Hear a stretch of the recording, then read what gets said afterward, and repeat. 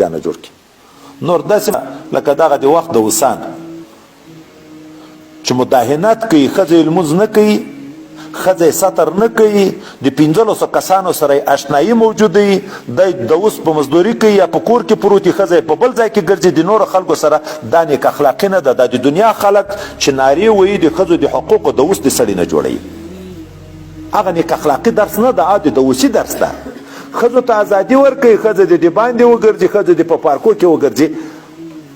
دا موږ بې غیرته دا روشنفکران هم سر نه خلاصي دیغو تبلیغاتو ته غوږ دی چې دلته حکم کېده چې پارک نه خو یې نه غورځوي، دا خو هم لږ ورسره نرم شوي دي، خو چې پارک ته ځي ورځ یې ور جدا کړي چې پلانکۍ ورځې د ښځې ځي، پلانکۍ ورځې د سړي ځي، په دغه هم دی نارې شروع کړه چې ولې داسې کړي.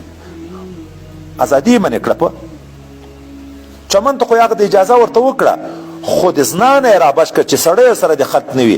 دا موږ خلک باید په دې پوه شي. ګوره خو هغه په دغه ولې ناراضي ښکاري، خو دغه ښکاره کوي. د دې مطلب دا ده چې ښځه باید په زنا لګیا وي. دغه ازادي ده. حقوق البشر دی دغه ته وایي. موږ ولاکه غم یې ورسره دی، موږ د ښځې ولاکه غم یې ورسره چې زه په قسم ووایم غم دی د دین د ورسره. او په دا پوهېږي چې په ښځه بېدینه کېږي، ځکه شیطان وی نبی علیہ السلام چې ښځې پړی د شیطان دی، النساء حبایل الشیطان. رسول الله دا ویلي دي، رسول الله دا ویلي دي ما ترکت بعضی فتنة اضر علی الرجال من النساء، چې غرقېږي د امتیان په دغه غرقېږي چې ښځې بېلیارې شي، په فحشیو په عریاني لګیا شي. ښه قالي ورکوه، ښه خوراک ورکوه، ښه علاج کوه، په کور کې په خندا وخت ورسره تېروه. دا د عزت ژوند ته دی تنګي ویي.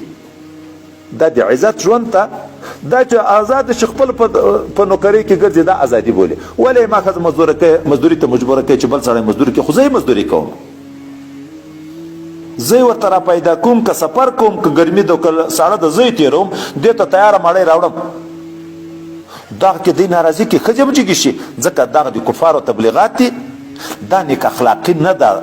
دا عوام دي موږ چې بعضې د دوی تایید کوي دغه خبره، ځکه د دین نه ناخبره دي.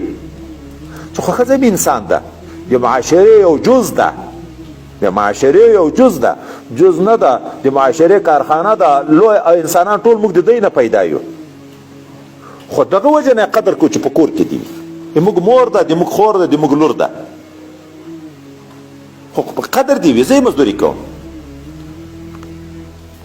دا اوس موږ نه ذاتي جذبات راشي، خو صرف دومره ده چې نیک اخلاقي او د اوسي باید سره وپېژنو. داسې نه چې درته نیک اخلاقي ده، ښځه دې په کلي ګرځي، په هر واده کې دا ګډېږي